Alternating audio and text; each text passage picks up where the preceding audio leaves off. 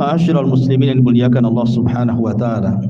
Di dalam Al-Qur'an Allah Subhanahu wa taala sebut tentang kisah Ismail ini 12 kali di 8 surat dalam Al-Qur'an.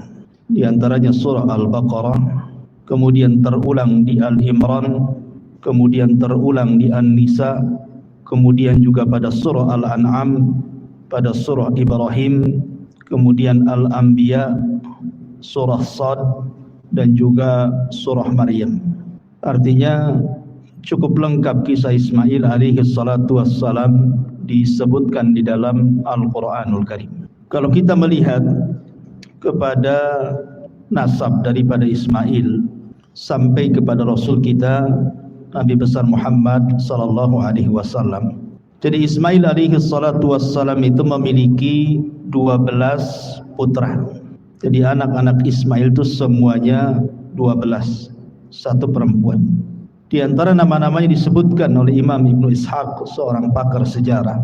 Di antara anak-anak Ismail itu ada namanya Nabit, kemudian Qaidar, kemudian Misha, kemudian Musmi, kemudian Mashi, kemudian Ad-Daus, kemudian Arur, kemudian Yatur, kemudian Nabish, Tima, Qaidum, dan yang terakhir perempuan namanya Nasma.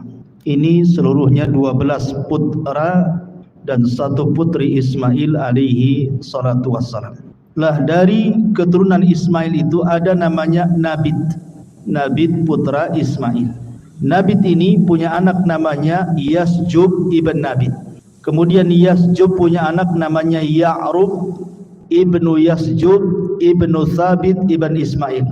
Disinilah keluar kalimat Arab dari Ya'rub. Kemudian Ya'rub punya anak namanya Firah. Kemudian Firah punya anak namanya Nahur. Kemudian Nahur punya anak namanya Muqawwim, dan Muqawwim punya anak namanya Udad. Lah Udad inilah ayahanda daripada Adnan. Artinya Adnan inilah yang disepakati bahwa Nabi SAW nasabnya sampai kepada Adnan. Adnan sendiri punya 2 anak. Yang pertama Ma'ad dan yang kedua Ak. Ma'ad ini tinggal di Hijaz, Mekah dan Madinah.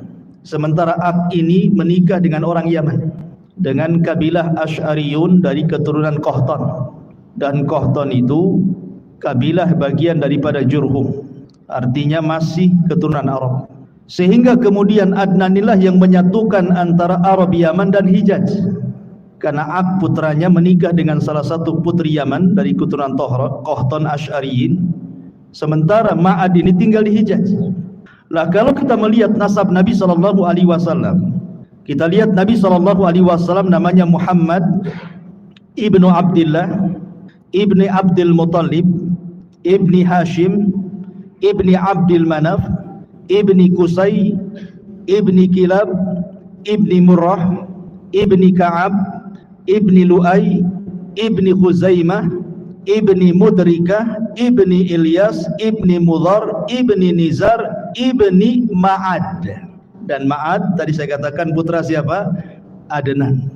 Dari Adnan kemudian naik lagi Udad ibni Muqawwim ibni Nahur ibni Firah ibni Ya'ruf ibni Yasjub ibni Nabit ibni Ismail, baru Ismail ibni Ibrahim.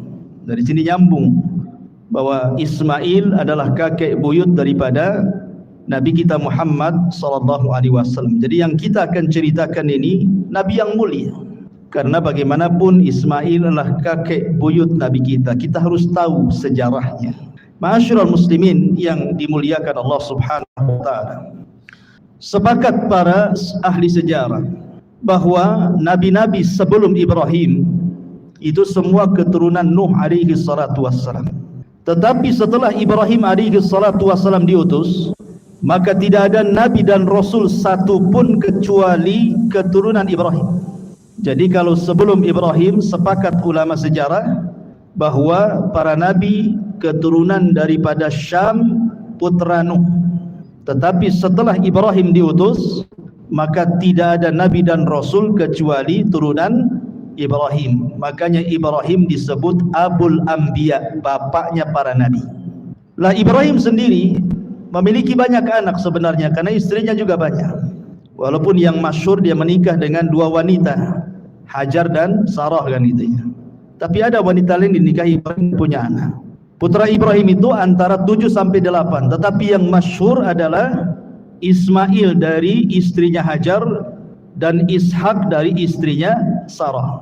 Kemudian dari Ishak lahirlah seorang nabi juga namanya Yakub, dan dari Yakub ini lahir 12 keturunannya, salah satunya Nabi Yusuf alaihi salatu wassalam. Dan dari 12 ini berkembang biak dan disebut dengan Bani Israel. Dari turunan Yakub ini ribuan para nabi muncul dan diutus kepada Bani Israel, dan ditutup dengan kenabian dan kerasulan Isa ibnu Maryam alaihi salatu wassalam. Ini dari jalur Ishak. Tapi kalau dari jalur Ismail tidak ada yang jadi nabi, tidak ada yang jadi nabi.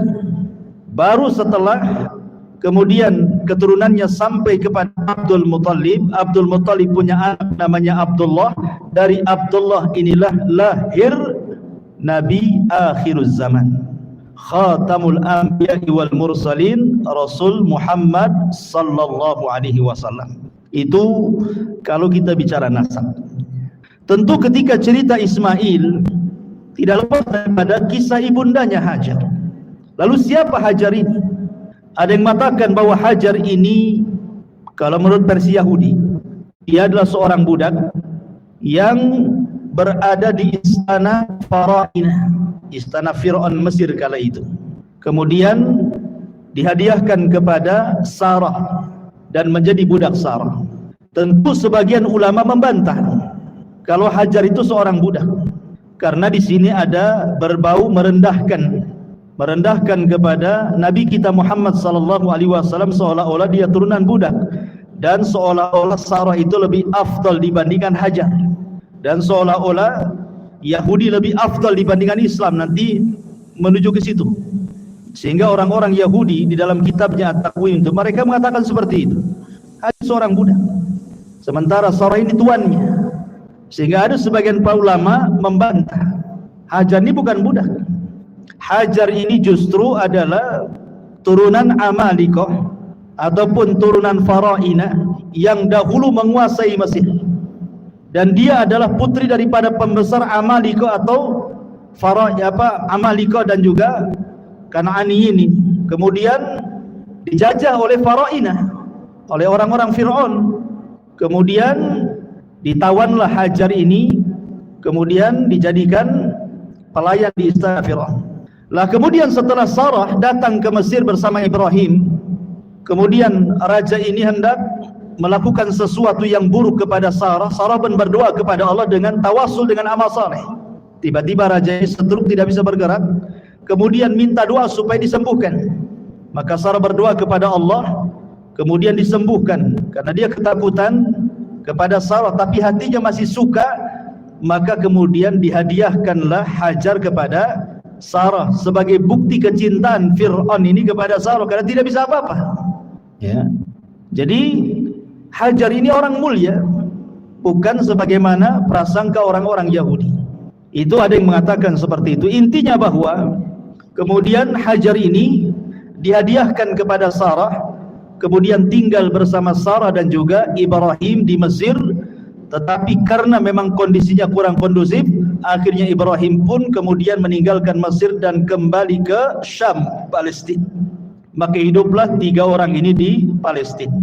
Lah usia Ibrahim alaihi salatu wassalam itu sudah tua, sudah hampir 82 tahun lebih, tetapi tidak kunjung juga punya keturunan. Hampir 86 lebih gitu ya, ya di atas 80 lah.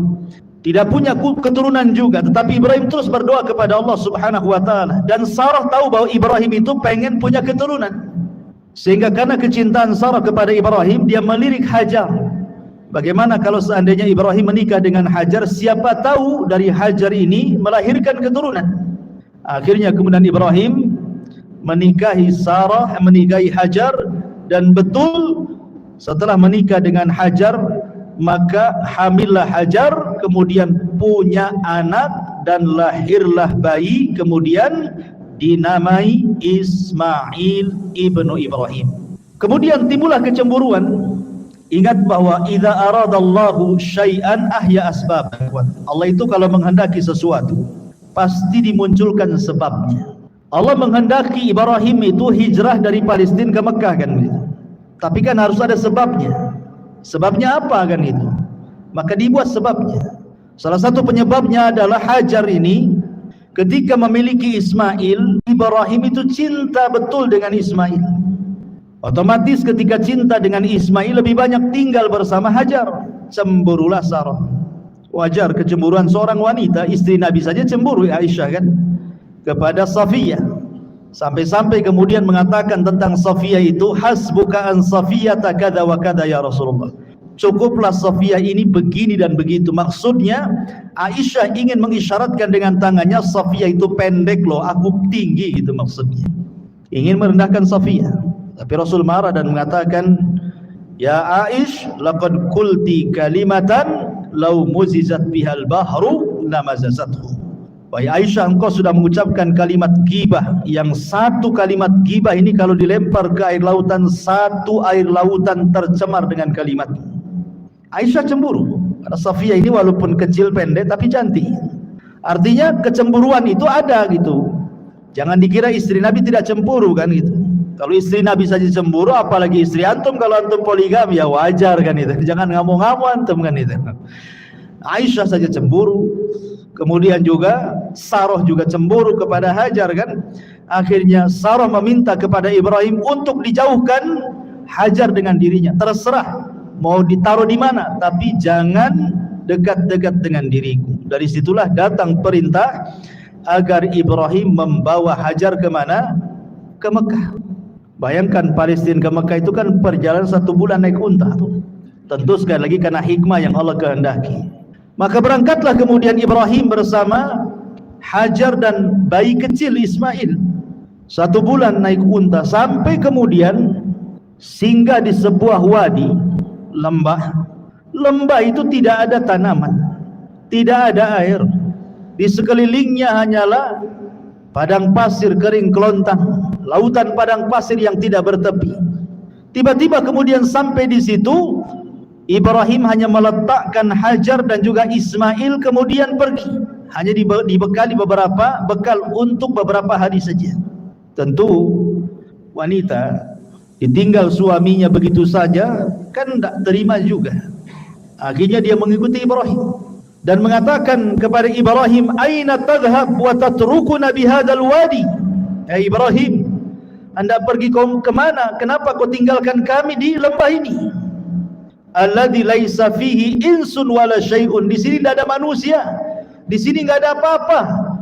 Enggak ada pohon, enggak ada binatang, enggak ada minuman, enggak ada apa-apa. Dan terus mengikuti Ibrahim sampai ketika di tempat namanya Kada. Baru kemudian Ibrahim terhenti. Kemudian Ibrahim mengatakan kepada Hajar, ilallah, kutinggalkan dirimu kepada Allah. Bayangkan hanya ngomong begitu saja, kutinggalkan dirimu kepada Allah. Barulah kemudian Hajar paham dan mengatakan raditu billah. Dalam riwayat Bukhari, idzan la yudayyi'un Allah. Kalau begitu saya redha dengan Allah. Dalam riwayat, kalau begitu pasti Allah tidak akan menyia-nyiakan saya. Kalau begitu idhab ya Ibrahim, pergi engkau Ibrahim. Dari sini ada pelajaran besar bagaimana Hajar dan juga Ismail kecil mengajarkan kepada kita sifat tawakkul ala Allah, sifat tawakal. Dan ini risalah kepada para wanita-wanita di zaman sekarang gitu ya, yang mungkin ditinggal meninggal suaminya, atau ditinggal pergi bekerja suaminya berbulan-bulan, atau boleh jadi suaminya tidak bertanggung jawab, boleh jadi Allah berkehendak lain untuk dirinya. Kalau dia bertawakal kepada Allah Subhanahu wa taala, maka katakan seperti yang dikatakan Hajar, idzan la yudayyi'un Allah. Kalau begitu Allah tidak menyia-nyiakan saya. Ini risalah kepada siapapun yang sedang kesulitan ekonomi, dipecat dari pekerjaannya, memilih bekerja yang halal dan meninggalkan yang haram, katakan idzan lan yudhayyi'an Allah. Katakan Allah tidak menyia-nyiakan saya. Begitulah tawakal yang diajarkan Ummu Ismail kepada kita. Tapi Ibrahim juga ketika meninggalkan istrinya Hajar dan putranya itu juga mengadu kepada Allah. Kenapa begini perintahnya gitu ya? Kenapa nggak ada perintah lain saja? Makanya kemudian dia setelah jauh meninggalkan Hajar dan sudah tidak terlihat Hajar dan sudah sampai di perbatasan, kemudian dia menghadap wajahnya menuju Al-Bait dan berdoa, dan Al-Quran menyebutkan doanya apa? Inni askantu min dzurriyyati biwadin ghairi dzi zar'in 'inda baitakal muharram. Ya Rabb, kenapa aku meletakkan dari keturunanku di sebuah lembah yang tidak ada tanaman, di sisi baitmu, rumahmu yang sangat mulia. Kemudian Ibrahim alaihi salatu wassalam terus berdoa kepada Allah azza wa jalla.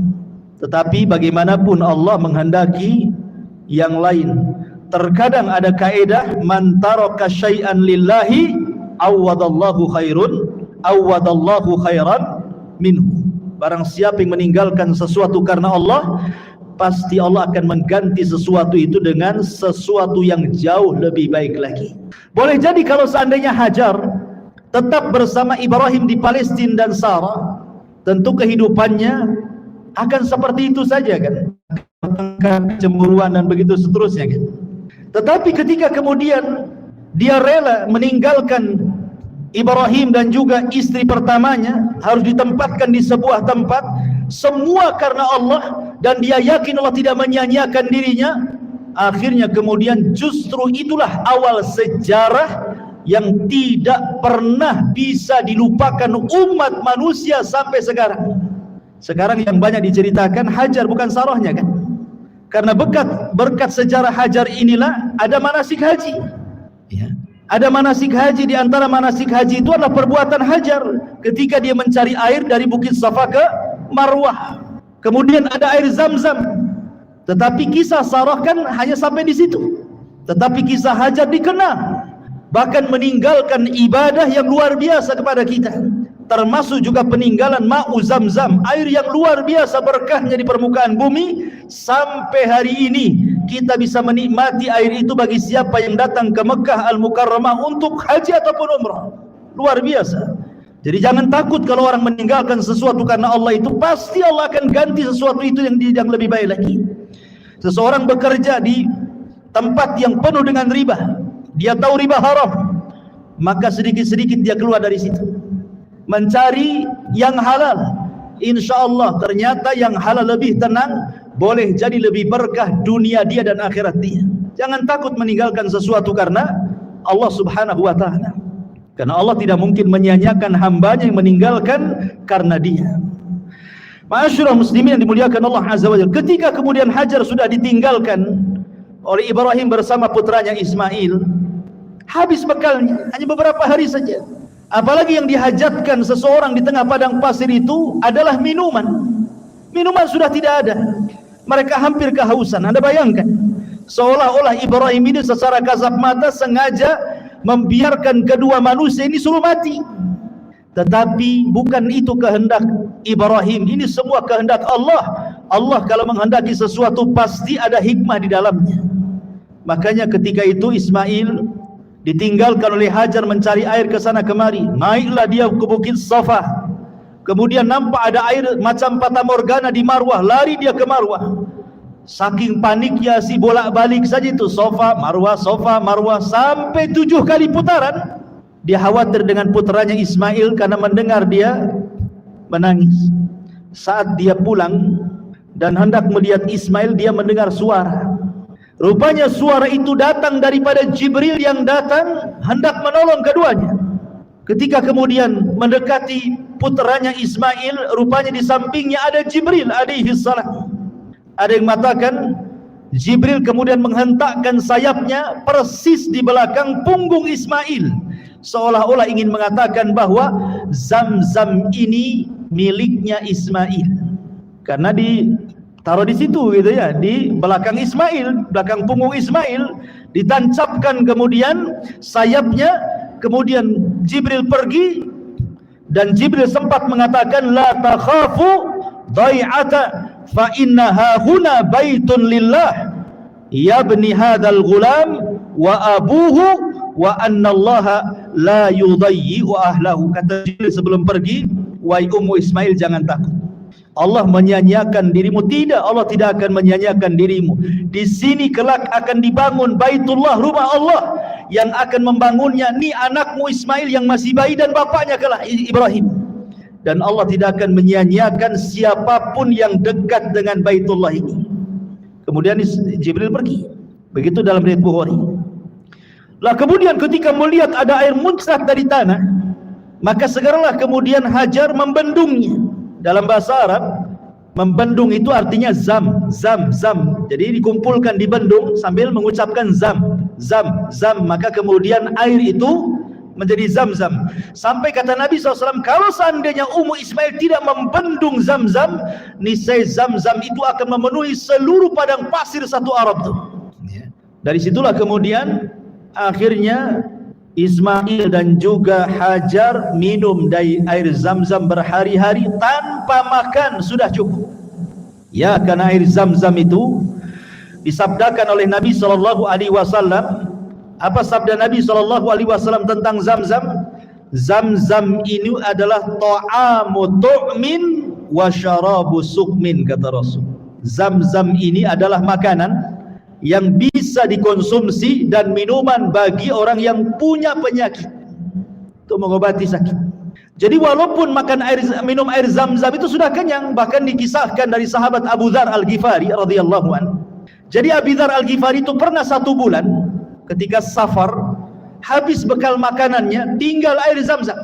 Akhirnya kemudian dia minum saja air zam-zam 3 hari sehari. Rupanya kata Abu Dzar, hatta samintu, sampai aku gemuk gara-gara minum terus air zam-zam. Enggak makan dia 30 hari. Abu Dzar Al-Ghifari radhiyallahu an tidak makan, hanya minum saja 30 hari. Kata dia, aku minum terus selama 30 hari dalam safarku sampai aku gemuk, tidak ada satupun badan kecuali gemuk, gitu ya. Bayangkan coba. Ya, dan zam-zam itu harus diyakini sebagai obat. Jangan katakan coba-coba. Saya ingin cobalah menyembuhkan penyakit dengan zam-zam. Jangan dicoba air zam-zam itu. Air zam-zam itu bukan percobaan. Air zam-zam itu wahyu. Air berkah, nggak usah dicoba. Langsung diimani, langsung diyakini bahwa dia adalah obat untuk segala penyakit. Minum saja, bismillah. Tawakal kepada Allah, ikhlas kepada Allah. Jangan coba-coba. Kalau coba itu ragu-ragu artinya. Jangan main coba-coba. Langsung bismillah, tawakal ala Allah, yakin, ikhlas, ya. Insyaallah. Zam-zam itu sebagaimana sabda Rasul, ta'amu tu'min wa syarabu sukmin. Dia adalah makanan sekaligus juga obat. Bahkan bisa mengabulkan niat peminumnya. Ma'u zam-zam lima syuribalahu. Air zam-zam itu akan mengabulkan setiap peminumnya. Maka akhirnya kemudian berhari-hari, entah berhari-hari, entah berbulan-bulan, tidak disebutkan, sampai akhirnya datanglah dari arah Yaman rombongan kabilah dari Jurhum. Mereka kehabisan minuman tapi banyak makanan. Percuma saja banyak makanan, tidak ada minum, bisa mati di padang pasir, ikhwan. Akhirnya dari kejauhan melihat ada ta'ir, ada burung. Sebagaimana riwayat Bukhari, ada burung, dan burung itu menandakan ada air. Maka kemudian didekati, rupanya suku Jurhum ini sampailah ke sumur Zam-Zam yang kemudian ditempati Hajar dan juga putranya Ismail. Suku Jurhum ini orang baik, orang Yaman. Makanya Rasul mengatakan ahlul Yaman itu araqul qulub, lembut hatinya. Kalau mau berbuat jahat, merebut air, bisa saja Hajar dibunuh. Tetapi Jurhum ini kabilah yang baik. Dia datang baik-baik, meminta baik-baik air Zam-Zam itu. Akhirnya kemudian Hajar memberikan dengan cara barter. Kau beri kali kami makanan, kami beri kau air. Akhirnya kemudian deal kan itu ya. Dari situlah kemudian Ismail dan Hajar bisa makan, bisa minum dari berkahnya air Zam-Zam itu. Setiap datang suku Jurhum, maka barter dengan makanan. Jadi tidak pernah kelaparan. Itulah makna daripada kalimat hajar ketika Ibrahim pergi. Kalau begitu, pergi kau. Allah tidak menyia-nyiakan diriku. Wa man yatawakkal 'ala Allah fahuwa hasbuh. Barang siapa yang bertawakal kepada Allah, Allah yang kasih kecukupan dia. Akhirnya kemudian lama-lama suku Jurhum pun meminta kepada Hajar untuk memboyong keluarganya dan tinggal di situ, karena memang air saat itu sangat langka. Senang mereka tinggal di situ. Maka lambat laun kemudian suku Jurhum tinggal di sekitar Zamzam. Kemudian hari demi hari, bulan demi bulan, tahun demi tahun, ramailah di sekitar Zamzam itu kabilah Jurhum. Ismail pun mulai membesar, kemudian belajar bahasa Arab kepada suku Jurhum. Jadilah Ismail musta'rab, bukan orang Arab, belajar bahasa Arab, fasih pula dia bahasa Arab. Makanya sering saya katakan, kalau antum orang Indonesia fasih berbahasa Arab, berarti antum Arab. Walaupun antum turunan Arab Yaman, tapi tak bunyi bahasa Arab, antum bukan Arab. Menang muka saja Arab. Ya, bahasa Arab tak bisa, bukan Arab antum. Walaupun ngaku Habib sekalipun, kalau tidak punya bahasa Arab, bukan Arab. Tapi kalaupun antum hitam, pesek, hidungnya persis kayak orang Melayu, tapi bahasa Arabnya mantap kayak Ismail, antum Arab. Paham ya? Ismail bukan orang Arab, orang Ajam, dia orang Palestina, lahir di sana, tapi belajar bahasa Arab ke suku Jurhum. Makanya ulama mengistilahkan musta'rab. Orang Arab yang bukan Arab, pasti bahasa Arab, makanya dia Arab. Begitu ya. Di situ kaidahnya muncul. Ya. Ma'asyiral muslimin yang dimuliakan Allah Subhanahu wa taala. Akhirnya kemudian Ismail pun besar-besar di situ. Ketika usianya belasan tahun, tentu Ibrahim selaku orang tua kan wajarlah kangen ingin berjumpa dengan Ismail yang sudah lama ditinggalkannya, sudah belasan tahun. Makanya kemudian ketika kemudian Ibrahim alaihi salatu wassalam safar dari Palestina menuju Mekah, ingin berkunjung dan melihat istri dan juga putranya yang sudah belasan tahun itu. Akhirnya kemudian Ibrahim pun sampai.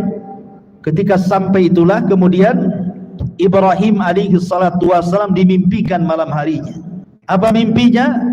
Inni ara fil manami anni adbahuka fanzur madza tara. Wahai Ibrahim, wahai Ismail, ayahmu bermimpi semalam bapakmu menyembelih dirimu. Betul-betul menyembelih dalam mimpinya itu. Bagaimana pendapatmu? Ya.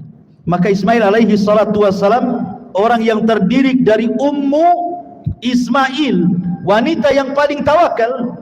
Makanya kemudian Ismail tanpa ada keraguan mengatakan, ya abatif alma tu'mar satajiduni insyaallahu minas sabirin.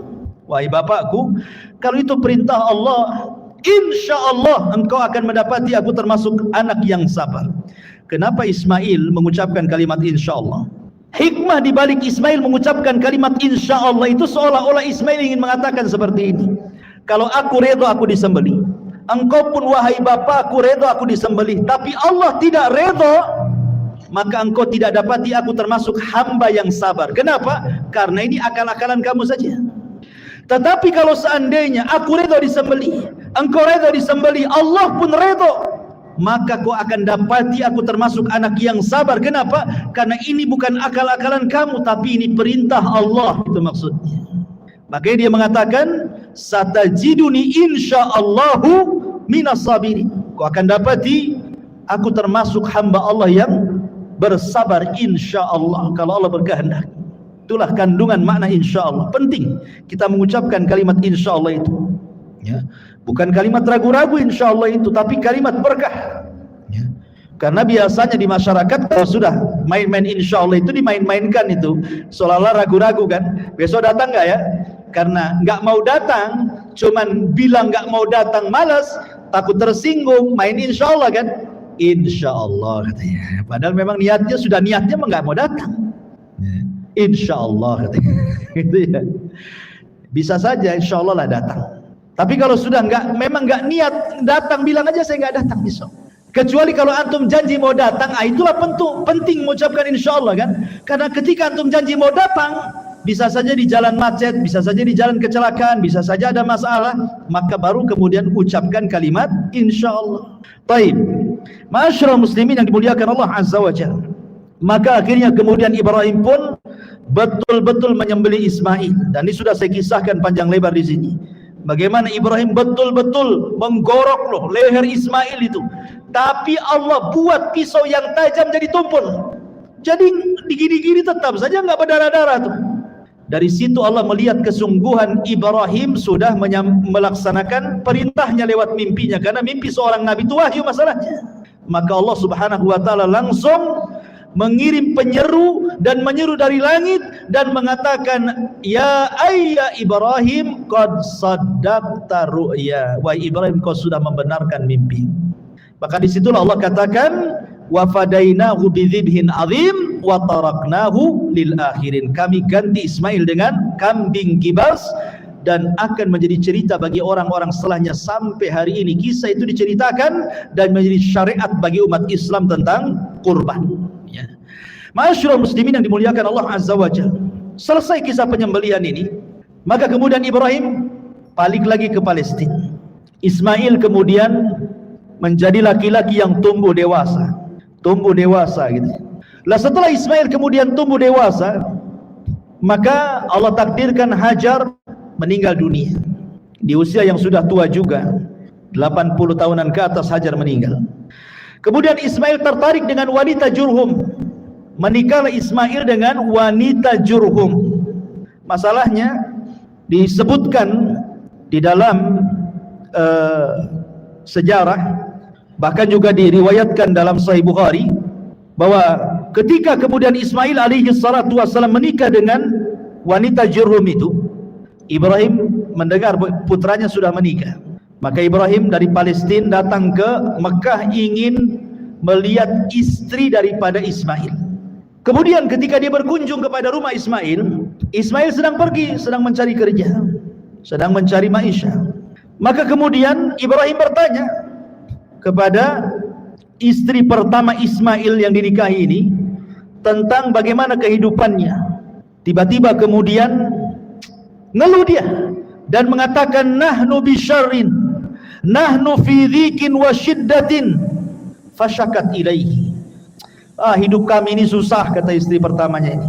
Hidup kami dalam kejelekan, hidup kami tidak senang, hidup kami dalam kemiskinan, susah makan, macam-macam diadukan kepada Ibrahim. Ini istri Ismail tidak tahu kalau di depannya itu Ibrahim, ya, karena dia ngaku dia mertuanya kan gitu. Akhirnya kemudian Ibrahim ini melihat ini kok istrinya aneh, ini kok ngeluh-ngeluh gini nih. Berarti Ismail ini salah cari jodoh nih. Akhirnya kemudian Ibrahim sebelum pergi, dalam Sahih Bukhari dijelaskan, Ibrahim menasihati istrinya, nanti kalau datang suamimu Ismail, katakan pesan dari saya, ghayyir atabata babik. Kemudian pergi Ibrahim. Ketika Ismail kemudian pulang, diceritakan sama istrinya bahwa ada orang tua sifatnya seperti ini. Kaget dia. Lah itu orang tua saya, kenapa kau tidak memuliakan dia? Kata istri, saya tidak tahu itu orang tuamu. Akhirnya kemudian kata Ismail, berpesan apa itu orang tuaku kepadaku?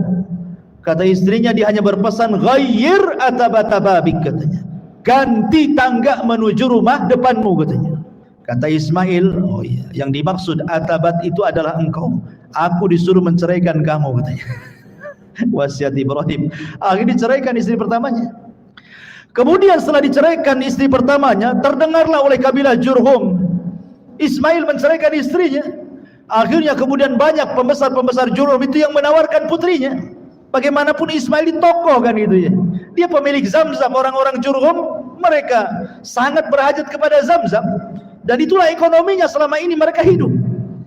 Akhirnya kemudian ada salah satu daripada pembesar Jurhum itu menawarkan putrinya yang saleh untuk menikah dengan Ismail. Akhirnya kemudian Ismail pun menikah dengan istri keduanya, tapi tetap Ibrahim hendak mengujinya.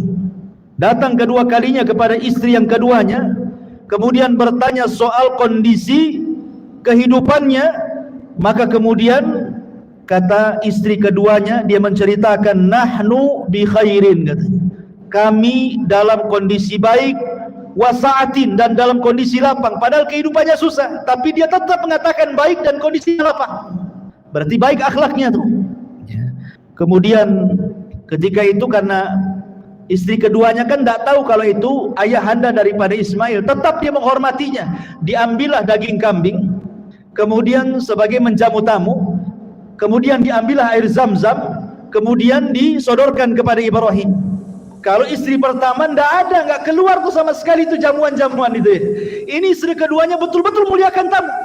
Maka Ibrahim senang dengan istri keduanya, kemudian berdoa kepada Allah, Allahumma barik li ta'amikum wa syarabikum. Ya Allah, berkahi makanan kalian, ya Allah berkahi minuman kalian, ya Allah tetapkan rumah tangga kalian berdua. Kemudian Ibrahim mengatakan, nanti kalau sampai anakku, sampaikan pesan bapaknya.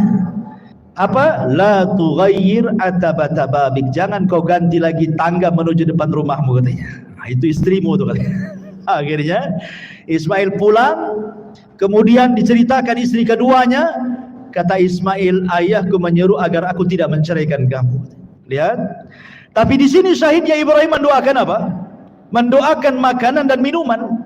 Yang ketika itu makanan yang didoakan oleh Ibrahim apa? Daging kambing dan juga air Zam-Zam. Sejak itulah kambing dan Zam-Zam di Mekah menjadi berkah karena doanya Ibrahim. Makanya penduduk Mekah itu walaupun makan kambing siang, pagi, sore, malam, nyantai saja mereka.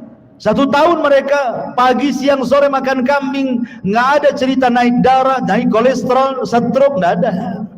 Coba antum pakai kambing Batam, sebulan saja pagi kambing, siang kambing, malam kambing. Pagi sate, siang gulai, rawon lagi sorenya, malamnya tengkleng. Sebulan saja. Apa nggak naik itu tensinya? Ya. Masyaallah muslimin yang dimuliakan Allah Azza wa Jalla. Intinya bahwa kemudian Ismail pun tetap tidak menceraikan istrinya karena dapat istri yang soleh. Dari istri inilah lahir 12 keturunannya yang saya sebutkan di mukaddimah tadi. Kemudian setelah itu Sarah meninggal. Maka Ibrahim kemudian hijrah dari Palestina dan bergabung bersama Ismail. Di sinilah terjadi pembuatan Ka'bah, pembangunan Ka'bah yang sempat roboh. Kisahnya adalah, jadi ketika kemudian Allah Subhanahu wa taala perintahkan Ibrahim untuk membangun Ka'bah dan juga putranya Ismail, maka mulailah kemudian Ibrahim dan juga Ismail mencangkul bagian Ka'bah yang akan dibangun sampai kemudian mendapati pondasi. Dan ketika di zaman jahiliyah pernah kan dirobohkan karena terkena banjir sehingga Ka'bah rusak. Kemudian oleh Al-Walid ibn Mughirah dan orang-orang Quraisy digali sehingga sampai kepada pondasi awal Ka'bah yang berwarna hijau. Ya, pondasinya itu warna hijau. Lah Ibrahim juga sama, karena Ibrahim itu tidak mulai dari pondasi, karena pondasi sudah ada sejak zaman para malaikat membangunnya. Ada yang mengatakan Adam yang membangunnya gitu. Jadi Ibrahim itu hanya meninggikan saja. Maka mulailah kemudian Ibrahim dan Ismail meninggikan dari atas pondasi itu bangunan Ka'bah. Dan bentuknya memanjang karena Hijar masuk ke dalamnya. Tapi di zaman jahiliyah ketika Ka'bah itu hancur hanya dibangun separuh saja sehingga Hijar keluar. Hijar Ismail keluar gitu ya. Kalau di zaman Ibrahim masuk Hijar itu. Ya, dan juga pintunya 2. Pintu masuk, pintu keluar. Kemudian di tanah. Kalau sekarang kan pintunya di atas gitu ya. Agak sulit, orang-orang tertentu saja masuk. Kalau orang dulu kan siapa aja bisa masuk gitu ya. Intinya bahwa ketika kemudian sudah dibantu oleh Ismail pembangunan Ka'bah, sampai kemudian ada satu tempat yang itu khusus untuk satu batu, kurang satu batu, maka Ibrahim meminta kepada Ismail untuk mencari batu. Kemudian pulang, rupanya yang dibawa itu Hajar Aswad, batu dari sorga. Ibrahim tahu ini Hajar Aswad, dulunya warnanya putih tapi menjadi hitam karena dosa anak Adam, kata Rasul. Maka diletakkan Hajar Aswad di Ka'bah sebagai pelengkap Ka'bah itu. Dan Hajar Aswad ini menjadi kiblat bagi kita kaum muslimin ketika sholat kita. Dan pernah hilang 20 tahun, dicongkel oleh orang-orang Syiah. Ketika Syiah menyerbu Mekah ketika itu kan sampai di pantai ribuan jemaah haji itu, sampai orang yang nempel di kiswah Ka'bah aja di pantai itu orang-orang Syiah itu. Dicongkel itu Hajar Aswad, dibawa ke Bahrain. 20 tahun hilang Hajar Aswad.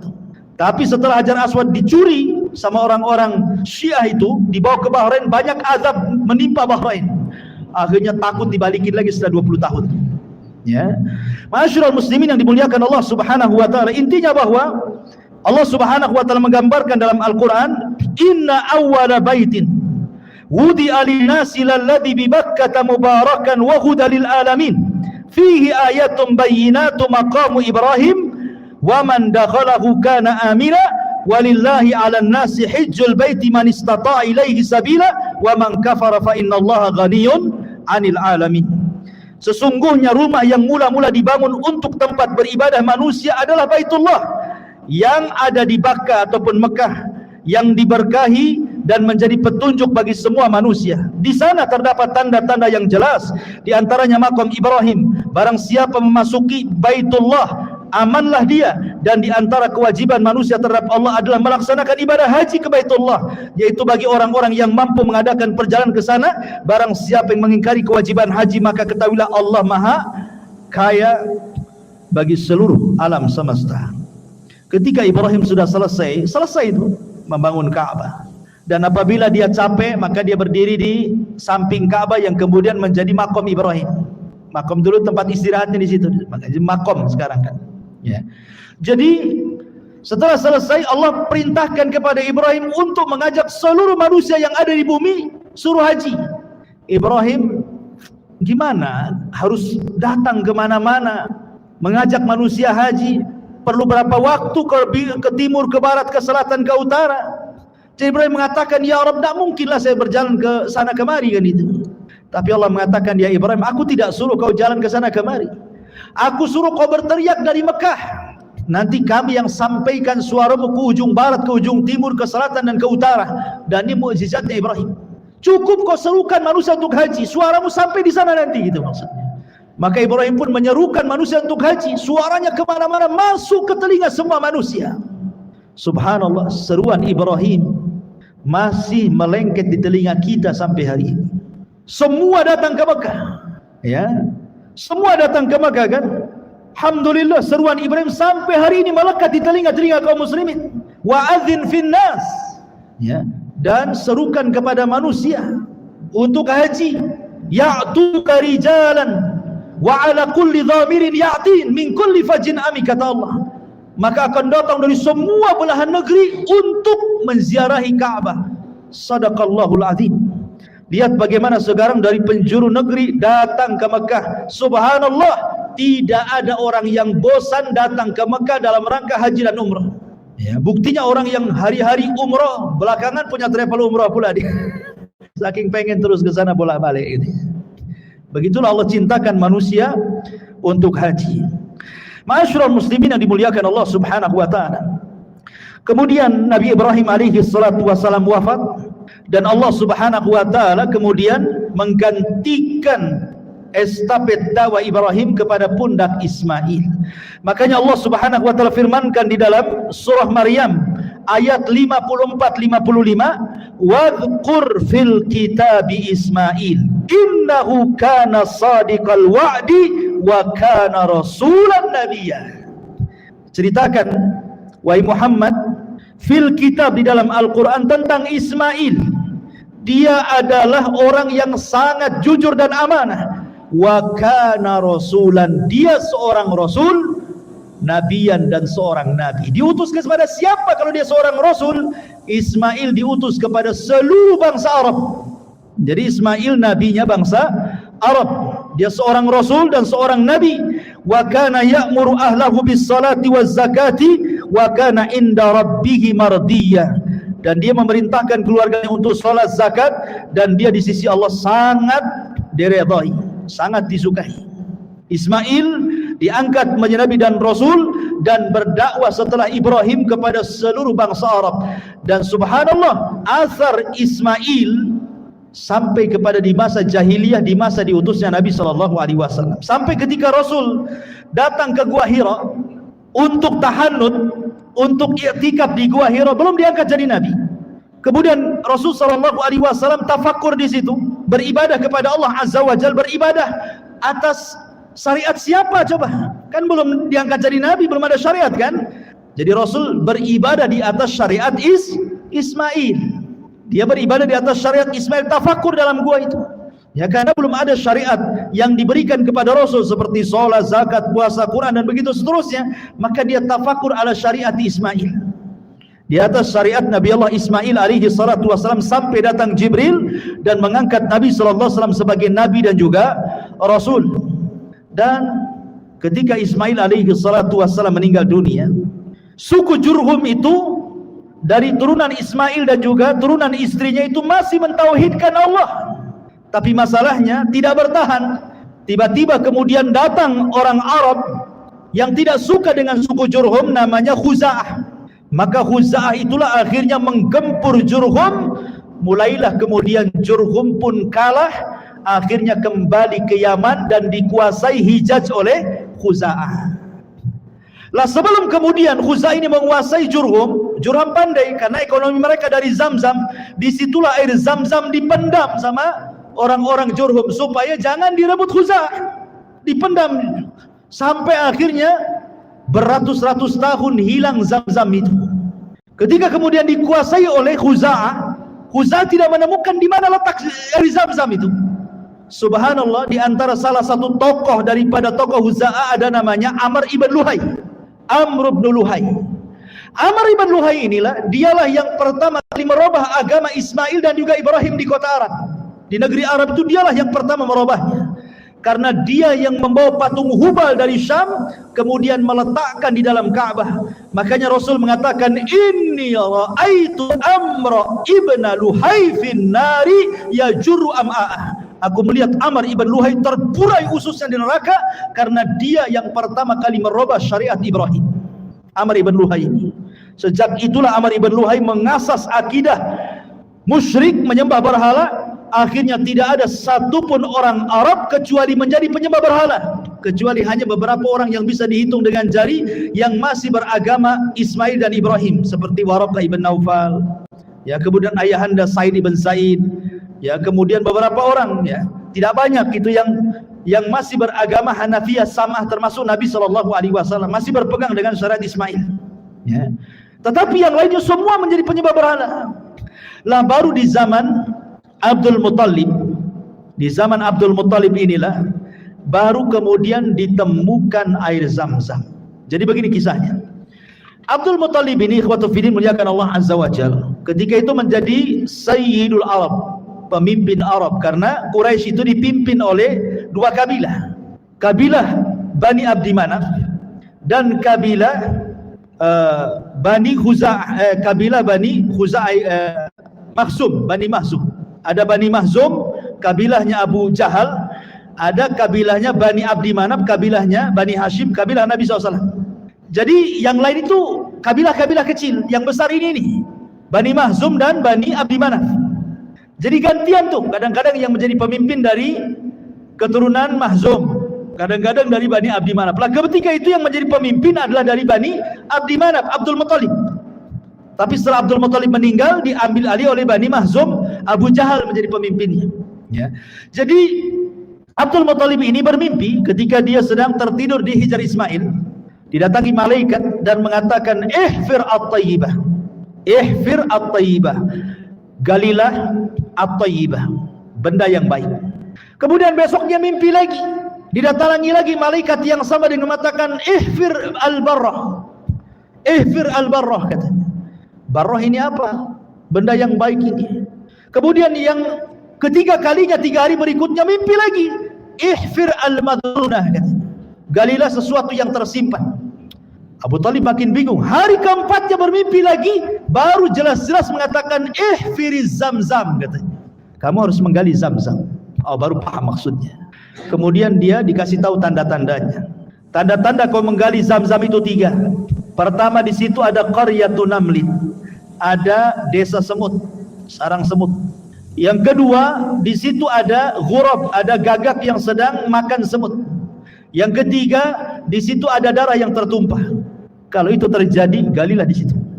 Akhirnya suatu hari Abdul Muttalib ini sedang berjalan-jalan di Sya'b Arab ini. Rupanya dia melihat kok banyak semut di situ. Kemudian dia melihat ada gagak yang sedang matu-matu semut itu. Tiba-tiba ada unta lari, dikejar oleh tuannya, sedang kabur unta itu. Rupanya unta itu tertangkap persis di sarang semut itu, kemudian oleh pemiliknya langsung disembelih. Tertumpahlah darahnya di situ. Dia teringat mimpinya tuh. Oh, yang Jangan-jangan di sini, karena mimpinya persis kayak gitu kan. Sarang semut, ada gagak, ada tumpahan darah di situ. Jangan-jangan di sini dia. Ketika itu Abdul Muttalib belum punya anak banyak, cuma satu namanya Al-Harith. Karena belum punya nazar ketika itu. Akhirnya sama Al-Harith diajak, ayo kita gali di sini, jangan-jangan di Zamzam nih. Digalilah berdua. Orang-orang Arab membiarkan, disangkanya Abu Talib ini ngapain, mimpi saja cari Zamzam itu katanya. Rupanya ketika digali, nampak pondasinya. Pondasi Zamzam itu, bertakbirlah Abdul Muttalib, Allahu Akbar, Allahu Akbar. Oh, datang kabilah-kabilah Quraisy. Tiba-tiba setelah ditemukan Zamzam, kabilah Quraisy mengatakan kepada Abdul Muttalib dan mengatakan, ya Abdul Muttalib, kami semua adalah Bani Ismail, keturunan Ismail. Kami juga punya hak dengan Zamzam ini. Bayangkan, ketika menggali mereka nengokin, sudah ketemu, mereka mengaku itu Zamzam kami juga katanya. Karena kami semua keturunan Ismail dan ini adalah Zamzamnya Ismail katanya. Kata Abdul Muttalib, tidak bisa. Aku yang menemukannya, ini dikhususkan untukku. Kata mereka, tidak bisa. Kalau engkau tidak berbagi dengan kami, kami siap perang katanya. Oh, ngajak perang. Akhirnya kemudian kata Abdul Muttalib, apa enggak ada pendapat yang lebih baik kecuali harus perang? Kata mereka, kalau begitu kita harus datang kepada orang pintar dari Bani Sa'ad, dari Hudzail katanya. Di situ ada dukun sakti. Biar dukun itu menentukan apakah Zamzam itu milikmu atau milik kita semua katanya. Akhirnya masing-masing kabilah mengutus beberapa utusan. Ini Bani Hudzail, Bani Sa'ad ini di ujung Syam loh, perbatasan Syam. Sementara orang-orang ini di Hijaz. Kalau mereka mau datang ke dukun yang ada di perbatasan Syam itu, harus melewati berbulan-bulan padang pasir. Coba bayangkan juga. Hanya ingin nemuin dukun aja tuh. Berangkatlah mereka. Subhanallah, di tengah jalan kehabisan bekal, kehabisan minum, banyak mati. Sehingga hanya beberapa orang saja yang masih hidup. Akhirnya mereka pun sudah tidak bisa lagi melanjutkan perjalanan dan hampir menguburkan hidup mereka sendiri karena tidak sanggup lagi, masih jauh perjalanan. Sementara air sudah nggak ada. Kemudian mereka mengatakan, kata Abdul Muttalib, sebaiknya kita berpencar saja. Kita cari air, mudah-mudahan mungkin di sekitar sini ada air, masing-masing gak dapat rezeki gitu. Akhirnya berpencarlah mereka. Qadarullah, ketika Abdul Muttalib hendak pergi, ketika dia menginjak padang pasir, sandalnya itu ketika diangkat keluar air.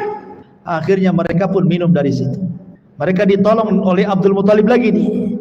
Dari situlah mereka mengatakan, sudahlah Abdul Muttalib, tidak perlu kita datang ke dukun, kami menyerah, Zamzam itu milikmu karena engkau sudah menolong kami semua di sini. Balik lagi tidak jadi ke dukun.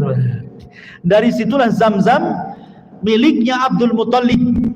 Tapi masalahnya Abdul Muttalib sudah tahu nih, kalau dibiarkan dia meninggal bisa masalah Quraisy, perang nih gara-gara Zamzam. Disitulah dia bernadar kepada Allah agar diberikan anak 10 untuk menjaga Zamzam, dan sebagai imbalannya satu di antara mereka akan aku korbankan. Allah takdirkan dipenuhi nadarnya. Abdul Muttalib pun punya anak 10, salah satunya namanya Abdullah, ayahanda Nabi. Ketika sudah pada remaja, Abdul Muttalib lupa dengan nadarnya bahwa dia harus mengorbankan salah satu dari 10 anaknya. Tetapi kemudian diingatkan, hai Abdul Muttalib, kau sudah berjanji akan mengorbankan salah satu putranya. Dikurahlah anak-anaknya. Subhanallah, yang kena pula Abdullah. Abdullah itu anak yang paling dicintai Abdul Muttalib dan disayangi orang-orang Quraisy. Makanya orang-orang Quraisy mengatakan, gak usahlah disembelih Abdullah itu, kau datang aja ke dukun lagi, mungkin ada solusi yang lain katanya. Datanglah Abdul Muttalib ke dukun. Kata dukun, cobalah dikocok kayak arisan katanya. Ya, tulis dalam 2 kertas, satu nama Abdul Muttalib, satu 10 unta. Kocok siapa yang keluar, kalau 10 unta berarti selamatlah Abdullah. Kau sembeli 10 unta, bagikan fuqara wal masakin katanya. Dikocok, keluar Abdullah. Lah, keluar Abdullah. Akhirnya kemudian pasang lagi 10 ekor unta. Dikocok, Abdullah lagi keluar, pasang lagi 10 ekor unta. Sampai akhirnya 10 kali pasang. Berarti sudah 100 ekor unta tuh. Baru keluar unta. Akhirnya dia terpaksa menyembelih 100 ekor unta loh ya. Diberikan kepada fuqara wal masakin dan tidak jadi menyembelih Abdullah. Dari situlah 100 ekor unta menjadi diat pembunuhan. Kalau ada orang membunuh, kisos. Kalau tidak dikisos, bayar 100 ekor unta. Jadi diat. Nah, Makanya Nabi SAW disebut Ibnu Zabihataini, anak dari dua orang yang akan disembelih. Pertama ayahandanya Abdullah, yang kedua Ismail, kakek buyutnya, putra daripada Ibrahim alaihi salatu wassalam. Wallahu alam. Sampai di sini kisah Nabi Allah Ismail alaihi salatu wassalam, kakek buyut Nabi kita yang mulia alaihi salatu wassalam. Subhanakallahumma bihamdika asyhadu an la ilaha illa anta astaghfiruka wa atubu ilaik. Allahu ta'ala. Assalamualaikum warahmatullahi wabarakatuh.